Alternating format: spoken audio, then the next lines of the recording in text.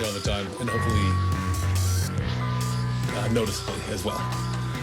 We have touched on the ideas of why we started doing this. It's kind of not only because we had mentioned doing it multiple times, but also the idea that we had a lot more downtime. We're at home a lot more, and what should we do with that time?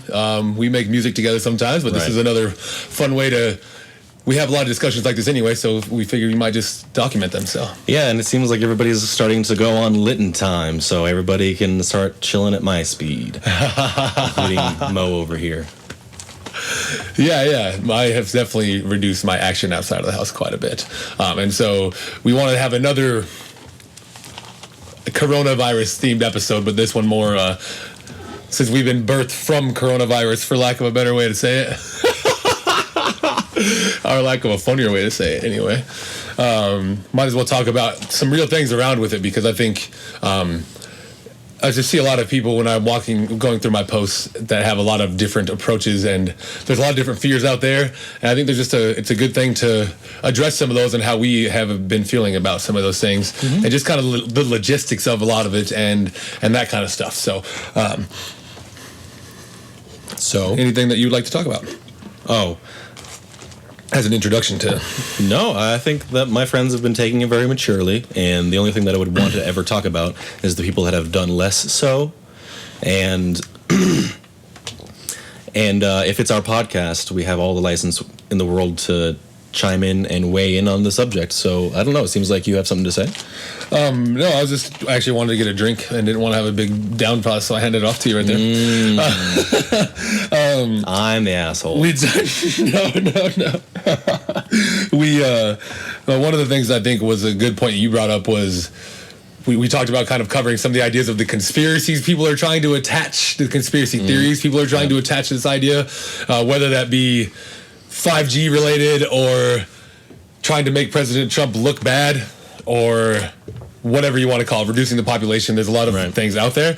We'll go through them kind of one by one, but I also thought your point of kind of giving each one of those a truth test to at least kind of satisfy and quell some of your worries. Right. So there's a lot of aphorisms and proverbs and good sayings out there to help direct one's wisdom and acquisition of knowledge, such as Occam's razor, or don't falsely attribute something to malice what could easily be attributed towards negligence or ignorance.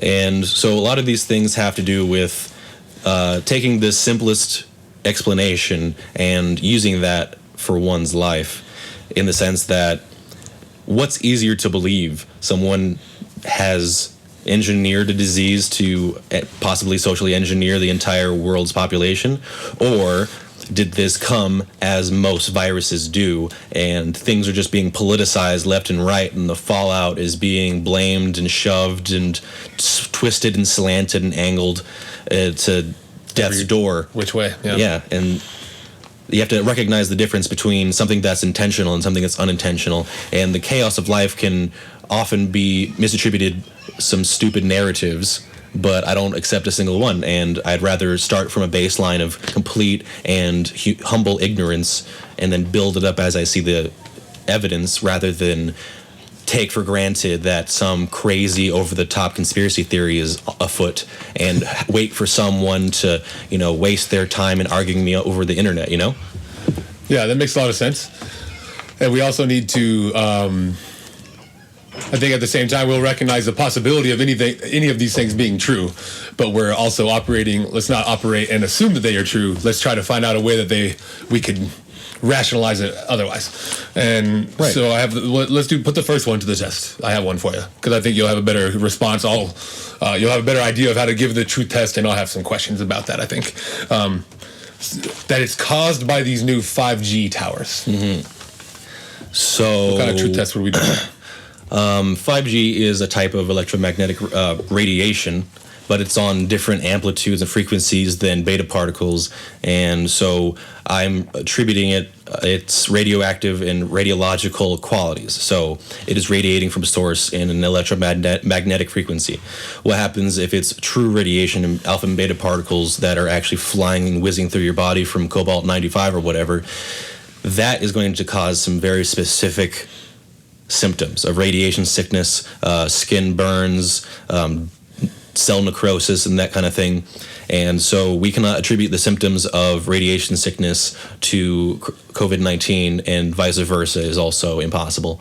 Yeah. And so what we're dealing with here is someone that is positing that a certain frequency of electromagnetic radiation would supercharge a virus. And if that were true, why isn't it supercharging all viruses? Why is COVID-19 special?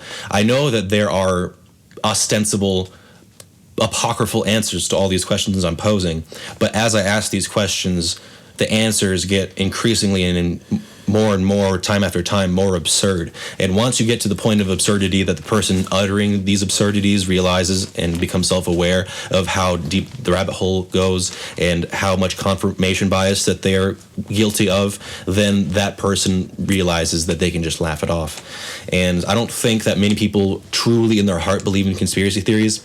I believe conspiracy theories exist on a plane that is shared by horoscopes and ghost stories, where people want to believe something more mystical and majestic and fearful and awe-inspiring than what this mundane world can offer us.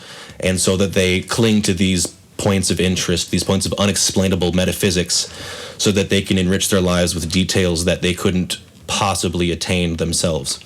And so I don't think that most people truly believe in a monotheistic God. I don't believe that people really believe in conspiracy theories en masse. I believe that people don't really believe in the fact that stars can affect your personality at the time of your birth. I think this comes back to the first episode where I warned you that I was not a curmudgeonly skeptic, but I am a militant critical thinker.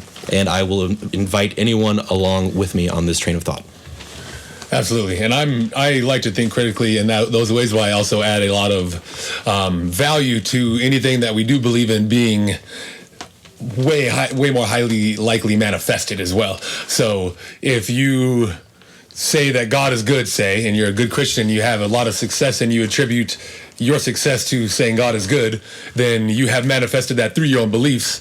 Whether that's real or not, that what you believe in, you did manifest some real actions. And how does that relate to COVID-19? Personality traits to yourself. I was curious as well, but bringing that back to COVID-19, to go down the rabbit hole of the 5G specifically, and give you another small question on the addendum of that. So you pretty much immediately and logically reduce the possibility of it being an electromagnetic impact on the demographic or the people that are claiming these things. Is it possible, just to play that role? Is it possible that it's another, these 5G towers specifically have some other way to be a center for the virus and spread it like that? I haven't done a lot of reading into these, so I'm just positing something. I don't know what that all of these things are fun to think about for your next mystery novel, your next thriller novel, but I think that just backing up towards known facts, which 5G towers exist and the virus exists, and me accurately shooting down every synthetic idea between the two. Some people go back to the bare facts, which is the accepted narrative of COVID-19 and 5G towers are going up, and they still try to find this correlative middle space between them, this interactive, overlapping, interdependent storyline where it's just grasping at straws. So what I'm hearing from you is that when you build a 5G tower, you just rub some dirty tissues all over it, and therefore it's just this tower to contagion. I'm not really sure exactly what the thing is that you're trying to describe, but it's just as silly as anything else. Right. I just had that. I want to use that as an example of having the observer realize how ridiculous they are. Or these little details have to be to make this thing be true. So I'm presenting like that's what I believe, but that's certainly not at all how I believe things. But I do like to imagine things a lot. I like to play with my imagination. So I was just bringing that up to show an example of people going down the rabbit hole too far. And that's an example of if it's not related, and that's clearly stomped, but I just wanted to go down it a little bit further. If this is just all fake, is a hoax by media or a party, Well, it's not news that superbugs are going to come, and it's not a fact that superbugs are going to go, but superbugs are something that we create. And if you use antibacterial soap, you're part of it. If you try to hand sanitize your hands literally every single time that you interact with a human, you're part of it. If you try to take antibiotics and you don't take the actual regimented prescription amount at the interval of time that your doctor prescribes, you're part of it. I'm guilty of those things. I don't hand sanitize, but I have been a bit blasé with my medication scheduling when I was on some types of antibacterial, not antibacterial, antimicrobial or antibiotic. There you go. And so we all have the hand in our modern lifestyle and our Western medicine of giving viruses and microbes and microbiology the opportunity to see what's out there and basically go into a militant insurgent training camp against us. Exactly. So we've pretty much made our own perfect enemy of sorts in this virus because of people being so worried about being over antibacterialized, and now these bugs are going to find a way to exist. So now you're making them have to adapt and be stronger. Now they're super bugs. Mm-hmm. Yeah, we've had stuff like this in the past. It's all different acronyms or initialisms that don't really make sense and are unkind to the lips that speak them. It's not going to end today. It's not going to end tomorrow. It's not going to end with this current strain. It's going to come yearly. It's going to come seasonally, and it's going to be weirder and more unrecognizable each and every time it comes around. And for one person to soothsay the end is a bit premature. And I would say that difficulties in a population that hasn't been prepared for this type of pandemic or crisis in general is going to be hit hard, and too bad that it takes the worst types of trauma to learn the best types of lessons. Yeah, I think there's a lot of examples of our faults or areas of improvement being exposed in these kind of situations from top to bottom, realistically. And to bring it back to, you had a great explanation there of what a superbug is and how that is not a hoax. In reality, it is not a hoax. There are a lot of people that are thinking that some liberal went out there and created all these lies in the media to make Trump look like he can't handle anything. And I've seen that a lot, so that's why I want to address that. I certainly do not believe that is the case. I do fully understand and am aware of the fact that it's not a hoax at all. There's a real virus that's attacking all of us, and we reacted pretty late to it and not necessarily in the best ways to it for the first 6 weeks that we definitely knew about it. But it's not a hoax to make Trump look bad at all. It seems like yelling at a brick wall sometimes, but this is one example of politicizing crises, and so the framed narrative might suggest that a certain politician would have a first-hand influence in the current events, and that may or may not be true. It has to be verified. Of course, it's a case-by-case basis. Might be true, might be not. But the thing is that to blame something on this person is just capitalizing on the hubbub of what is essentially an issue we can't do anything about, except our best, a war of attrition. But this is exactly what I'm talking about, politicizing crisis instead of actually getting to the root of the matter and talking about the matter at hand. You're trying to twist it into your own lane of conversation, whether that be your biased notion against some political system, or basically trying to get one over on a small scale on your friends for, being more social than you because you're afraid of a almost negligible chance of death. Anyway, blaming it on one person, I think, is an obtuse omission of critical thought. And one person cannot be responsible for all this. We already know that it's a group effort, and herd immunity is a thing. Group efforts are a thing. Just isolating and putting on ice all of our group activities, of course, is a method, but also we have to keep our collective mental health in check. And so basically, we're just doing what we do every day, which is trying to be happy.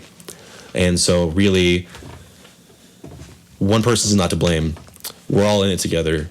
and for someone to try to isolate it and reduce an issue down to a single voting issue is a salesman, to put it at the very most blatant. Yeah, and unfortunately, how a lot of our perception is built around these exact ideas, and people will choose one side or the other. And I think it's good. You did a great job of describing how to remove yourself from those politicized events, especially with just the general nature of a lot of our social media. We have a lot of very slanted, very directed articles and ideals out there. So these are the two same. We covered the same kind of idea, and so that's another thing that I posted a few things, just kind of like highlighting and outlining how there was clear steps where we made some mistakes as a nation, and I think that in these kind of times, personally, I do believe that the reaction does come down a lot in a strong way to our president, and we've had some fails on that, in my opinion. But it's also not to say that it's Trump's fault by any means. Like, the COVID virus is going to happen no matter who's in office. I do believe that's true because it's just the nature of viruses. We have a long history of virus in the human histories. So it's just one of those things that happens all the time. I don't want to compare it to the flu with the devastation rate, but it's not so unlike the flu or general any viruses that we interact with from a day-to-day basis, right? Every 10 or 15 years there's something like this.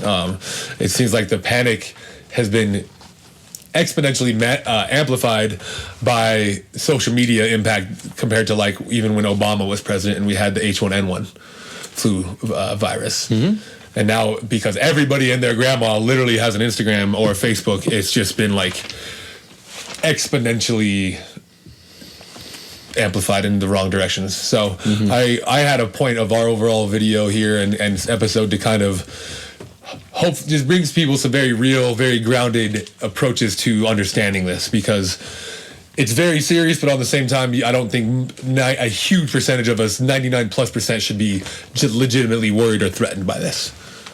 Right. So you have your general PSAs of, it's 10 p.m. Do you know where your children are? And we might have a PSA saying, hey, I personally have seen a lot of you in the general public not wash your hands after you pee. Personally disgusted, but beyond that, something that should matter to you is that you are the weak link, and the Confucian Chinese philosophy of governing through shame should become in effect. And because I personally have campaigned against bad hygiene, I know that it's awkward but necessary. I remember in Air Force, there was a airman leadership training, and one of the things was how to have a civil conversation with one of the subordinates beneath you about their bad hygiene habits. Like, look, see, I've been getting reports that we come to work and it doesn't smell nice, and I was just thinking that if you cared about all the office mates that you have in your office, maybe you could come to the locker rooms and shower before you come to work. I'll completely understand if you're a couple minutes late. I know that it's crowded in those showers, but I think for general overall morale that it might be helpful for the office if this were to happen. It's awkward. Yeah. It's not fun to talk to your neighbor about something that they don't want to talk about. Yeah. Like if somebody owes you money, you're like, hey, I just noticed that you owe me money. And then they get upset because you're right. You have to push through that awkwardness. You have to push through that discomfort to get to the real truth and the real kernel, which is we all want to be happy. This is how we do it. Totally. And it's... I've had a lot of discussions around the idea of like that evolutionary or tribal shame and its impact on our society and our interpersonal relations. And I think on one hand, you have the idea of like people should not feel shame. You shouldn't, if you say you're homosexual, you should not feel shame for the fact that you're homosexual. And so we can identify the idea of shame with those kind of not so personal choices, but still identities that people can do that and they can feel shame with that. And they have no reason to feel shame. But if you're out here and you're just breathing over people's shoulders and not washing your hands and not wearing a mask, everywhere you go, then I think you should probably have a little bit more shame about the way you're interacting and feel the need to integrate inside of the herd because it's not like a sheeple mentality, which is a funny play on words, but you're making it harder to select against all. You're making it easier to select against all other people that are weak. So it's not your life that's probably going to be impacted by you being an asshole. And I was just thinking shame. As thinking of a different angle, it could be your angle for nonviolent protest. You don't even need to show up. You just need to make sure that the person that is at fault knows that they are at fault in a very mature, loving, inclusive kind of way, where you let them know that if they get better, they will be accepted fully, just as like everybody else, but do not mitigate the fact that there is something wrong. And so this could be this could be a replacement for nonviolent demonstration, because with this age of information, you can get information to literally anyone, including the person that has offended you, and also the people that might interact with this person daily, so that you can have this ever-present awareness about the ongoing details of injustices throughout the world. And I think that once somebody realizes that they can't sue everybody for libel or scandal or slander, that the truth must come out eventually. And I think I want to live in that world where no one can be silenced, and collective bargaining with neighborhoods being at your back, not letting you be dragged away by some faceless men in masks because you're afraid of them too. If you stick together, there's nothing you should be afraid of, and you should be able to act in the public interest.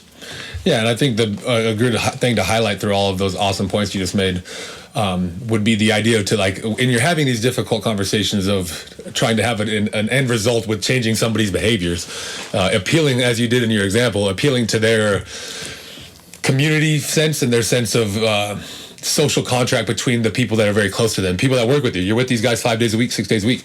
So if you appeal to their, because you can, especially if you know that person does have these sensitivities towards caring about the people they're with. If they're just an asshole, you may not waste your time on that conversation. But if it's somebody that you can tell does care about society, but you're like, I notice you don't wear a mask out there, appealing to their, you know that's not putting you specifically at danger, but you're putting a lot of other older people and immunocompromised people at danger. So you're not really affecting your life, but you're really making it tough for everybody else to get over this quickly. So don't make it about them, make it about the herd. And that's where it's like the shame mentality coming from that. And you see a lot in animal, I watch a lot of animal things. I handle dogs all the time, so I see a lot of pack and herd mentalities in my day-to-day life. So this reminds me of Rick and Morty, where Rick said, "And don't take your cell phone into poop, Summer. We all know you got us pink eye with that shit." And that's a good example of shaming. It might be a bit brusque, but it works. Right. Exactly. And it ties it all together because he's appealing to the family at the end of there too. Mm-hmm. That's hilarious. So some of the kind of inevitabilities, or maybe the guaranteed lifestyle that we might have to kind of adjust to over the next X amount of months, maybe 2 to 8 months. So a lot of us, personally, I make a vast majority of my money by walking other people's dogs. So I've taken a big hit on my day-to-day income. So that's something that a lot of people are dealing with. And hopefully you're all going through the proper channels to get your stimulus check. Make it rain, Obama. Just making a joke.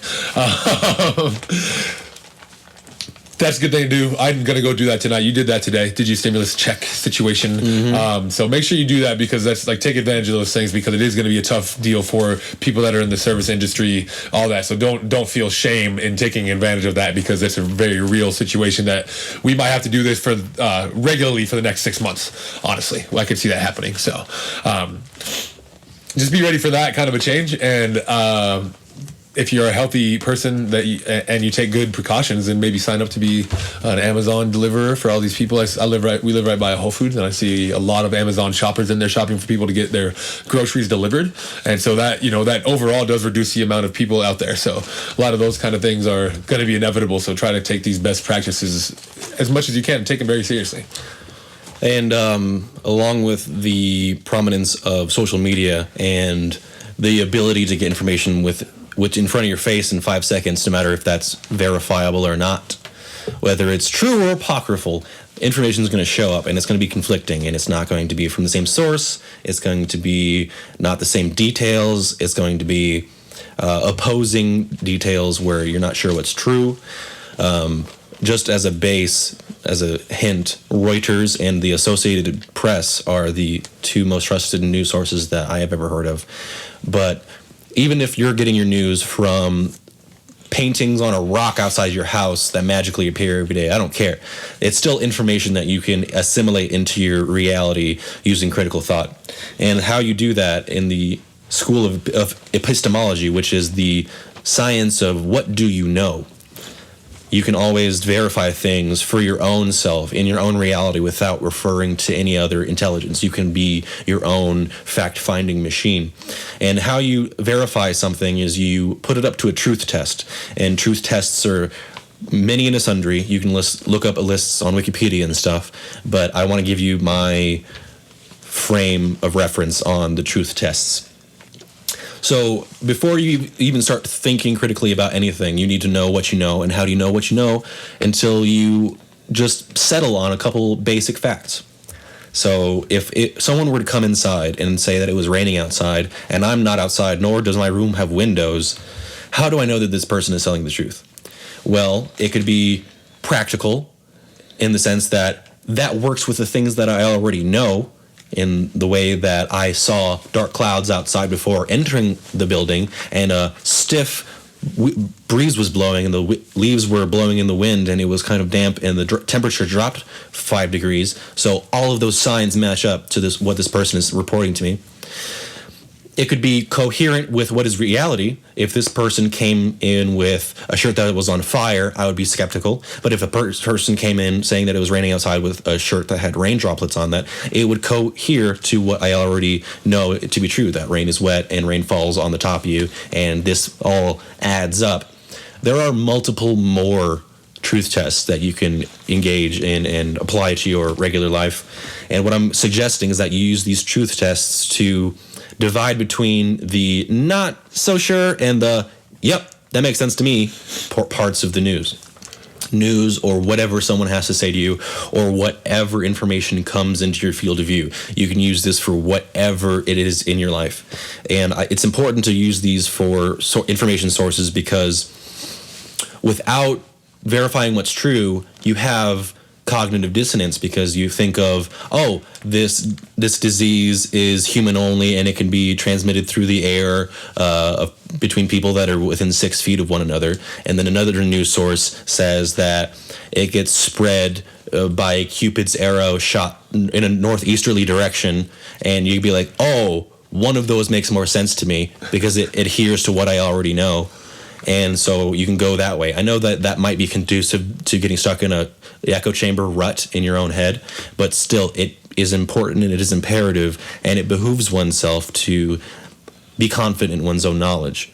And it can always be changing, but whatever presents itself as the most verifiable fact should be the one that you base your premises off of.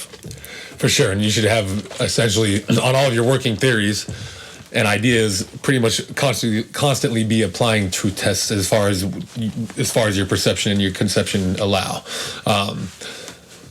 So that's cool. We did a pretty good truth test example specifically with the 5G tower, for instance. So just to bring that back as an idea, I think it's a really good way to again kind of quell some of the anxieties that people might have of, like not wearing a mask, washing your hands for 20 seconds, using hand sanitizer. There's a lot of different disbelief and stuff like that out there, but I think it's important to especially respect the mental health of a lot of people. So, what my method right now is, I have been wearing my mask most of the time, but if there's about if there's over 3/4 of the people wearing their mask, it seems that I'm in a demographic of people that really want to be wearing masks. So I will help them be comfortable by wearing a mask. But if I see it's like half and half or less, I'm like, okay, because I'd rather not cover my face. I know I'm good, and I just don't want to do that. So, just a weird approach to the way that I mask myself, I guess. I have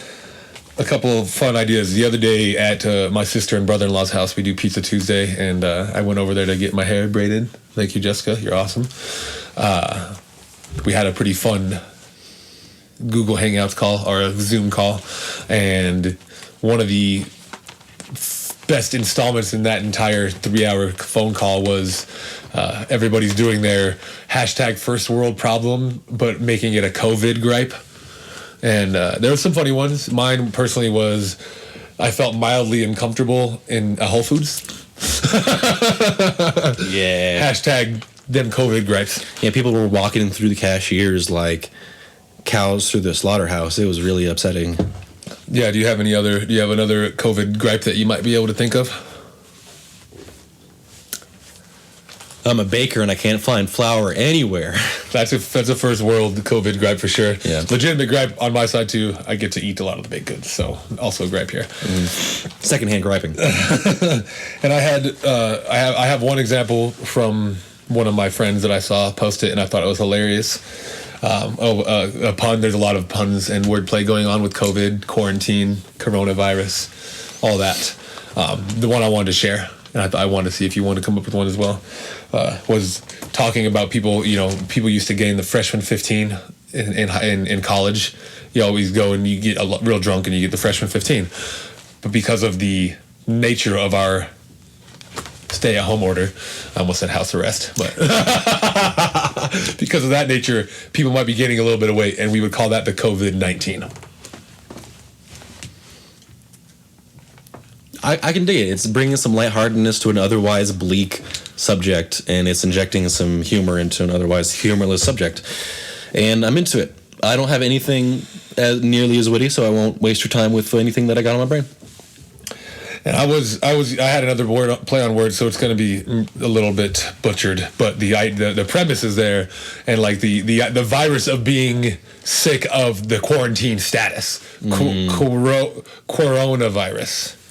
Or which is worse, dry coughs and a high fever, or smoky coughs and cabin fever. I don't know. Okay, I like that. That makes me want to go into a cabin and smoke a big old joint. I mean, that seems to be the mode of our motivations. So, yeah. I'm glad everybody kept it real as far as the people that could. As when you're talking about some of the powers that be, I'm speaking specifically of Michael Hancock, our mayor of Denver, the city of Denver. And there's other examples, but in my head, this is the example. I mean, within minutes of doing the stay-at-home order across the city of Denver, he was like, no. Essential personnel does include alcohol and weed stores. And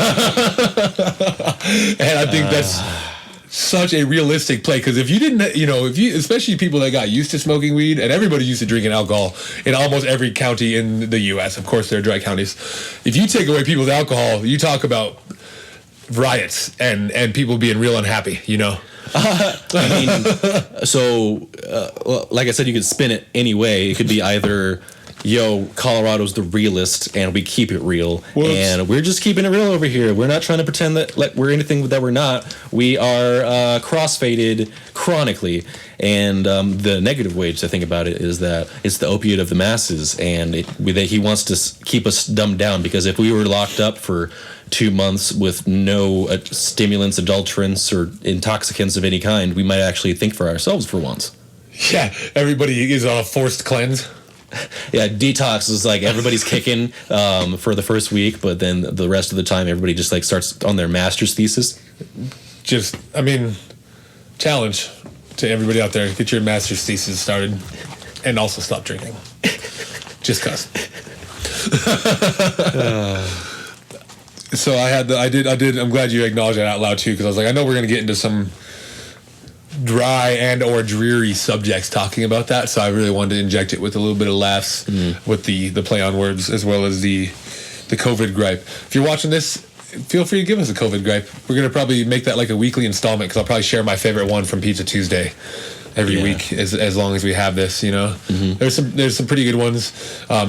Our mutual acquaintance, which I don't think we've said her name on the air yet, so I'll refrain from that still, said she's having a big difficult. Her COVID gripe was not being able to hug people, hug strangers specifically. Not being able to hug strangers was her COVID gripe. Which, to spin it in two ways, you could say is illegitimate because you don't really need hugs to survive. But then there's a lot of examples and studies that say that we do need personal human contact to survive because of the oxytocin situation. Meaningful touches is how I heard it. Meaningful touch. I heard it from this fine captain in the Air Force. She said, you need 8 meaningful touches a day. And then I saw her at a Belgian ceremony for dead American troops, and I was saying to her, I haven't gotten my 8 meaningful touches in a while, and she said, oh, that sounds like someone's asking. And I tried to put on a strong face, but I blushed because she hugged me. And I really truly believe in the meaningful touches. I am not going to purport to know the exact number you need in a day for personal progress, but personally, I don't think that there's a ceiling for it, so just get as many as you can. 100%. Our same mutual acquaintance often carries a tick counter, a hand counter to count how many hugs she's had with a stranger that day. And I think it's individual humans, not multiple hugs for that same human. Is that right? Or is it just? I think it is acts of hugging. Acts of hugging. Acts of hugging. She's got some impressive numbers, and it's fun. I think it's a cool idea. I would also never downplay the effect of meaningful touch. I think it's important to be not aware of that, to give people, as well as to let people give that with you if you're comfortable. I know a lot of people do have a little bit of uncomfortability with that, but I think it's just as important, if not more important, for people that don't get it often. Yeah. And if you're hit worst by this virus thing, and you got no weed, and you got no booze, and you got no awesome things to keep your entertainment up, then you can replace all of that with some cuddling, and you'll be straight. That's what I truly believe. It's extremely good advice. Netflix and chill, minus the Netflix. Just fucking chill and cuddle. And just breathe. You don't even have to say anything. That's great advice for a lot of people out there. And if you sweat on one another, that's how you know you're doing it right. I'm my constableship, Moses the poet. You gotta say it for me too. And he is his constableship, GrimLock. Bye. Oh wait, what did we get better at today? I think we got better at looking at the camera and simulating the eye contact with the potential viewer. And now it's time for a staring contest. Let's play him out with some creepy, intense eye contact.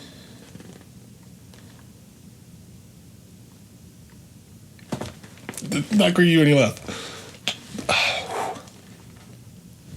I lost. I mean, what am I still doing here?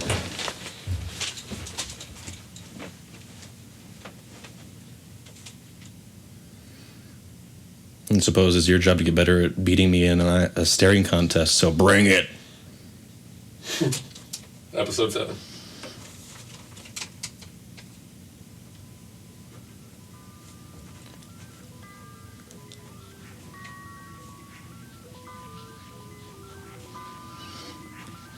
Don't forget, I'm in mountain air, so it's really dry, so it's harder for me than it is for you.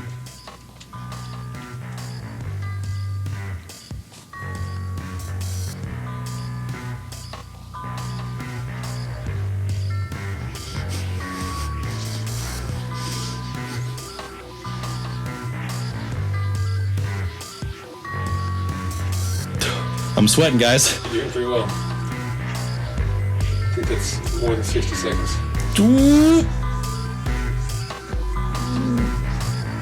Oh, I doubt anyone's gonna watch this, but this is a fun personal challenge. It's totally worth it.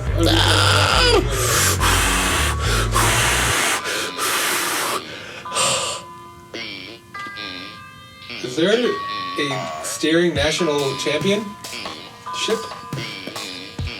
Or Ah! That was good.